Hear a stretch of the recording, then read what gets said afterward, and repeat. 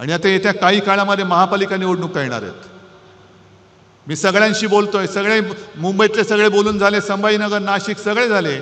सगळ्यांचं मत आहे की एकटं लढा.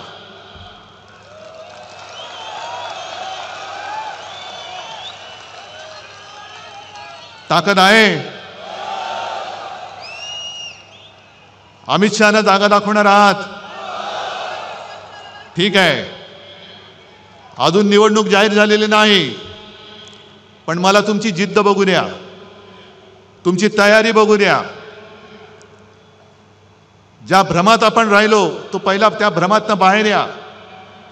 आणि ज्या क्षणी माझी खात्री पटेल आपली तयारी झाले, मी कार्यकर्त्यांच्या मनाप्रमाणे निर्णय घेतल्याशिवाय राहणार नाही. पण या वेळेला मला सूड उगवून पाहिजे. सूड, सूड आणि सूड. होय, सूड. जो महाराष्ट्राच्या पाठीत वार करतो, जो मराठी आईच्या कुशीवरती वार करतो, तो गद्दार आणि त्या गद्दाराचा वरद हस्त मला महाराष्ट्रामध्ये दिसता कामा नये.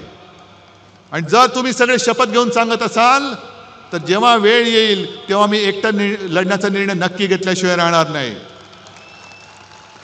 आज परत एकदा सगळ्यांना धन्यवाद देतो आणि अमित शहाना सांगतो की जास्त आमच्या नादी